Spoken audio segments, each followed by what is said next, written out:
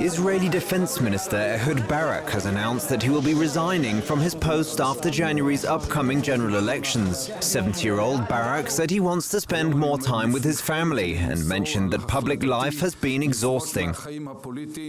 I think this was a calculated decision to leave at the right time, when he's at its best, at the height, after Operation Pillar of Defense, and get away from politics. This gives him an opportunity now to really either go home if no offer comes to him, or be asked to come if the events call for it, if there is a crisis, or if Benjamin Netanyahu really needs him to conduct the defense ministry at very treacherous and difficult times, but put him in a personal appointment.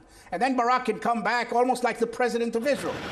The announcement comes less than a week after Barak led Israel in an 8-day military operation against the Hamas militant group in the Gaza Strip, which has ended in a ceasefire and was greeted with glee by right-wingers who believe that dovish Barak was holding Israel back from taking more decisive military action against Hamas.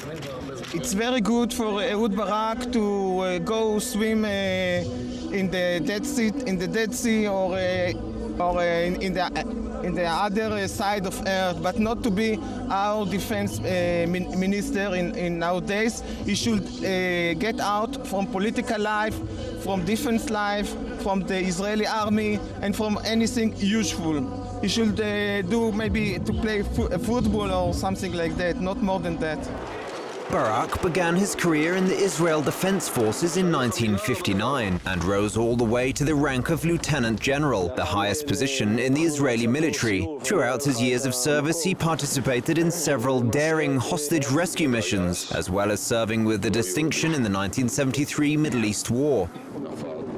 Barak has been honored 5 times for his military service, making him one of only 2 Israeli soldiers to have received so many decorations.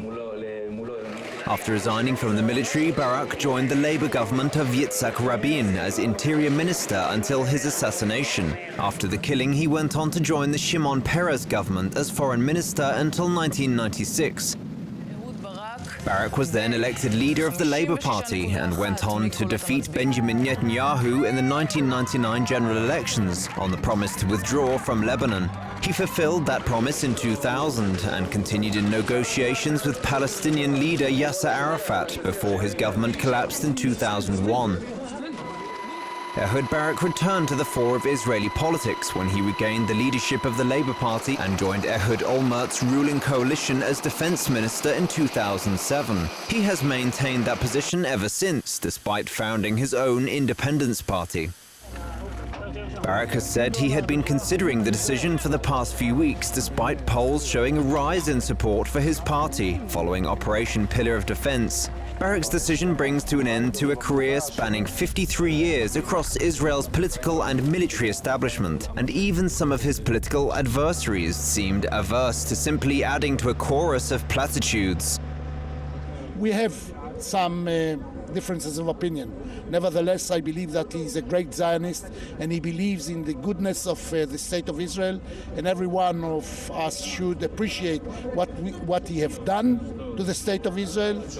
Barak's departure comes at a testing time for Israel, as the Jewish state struggles to find its way in a region where the old order of Arab autocrats has been swept aside by the Arab Spring and the rise of Islamist political parties. Jerusalem also faces a looming decision over whether to attack Iran's nuclear program, which Israel fears is designed to develop atomic weapons, a charge Tehran denies.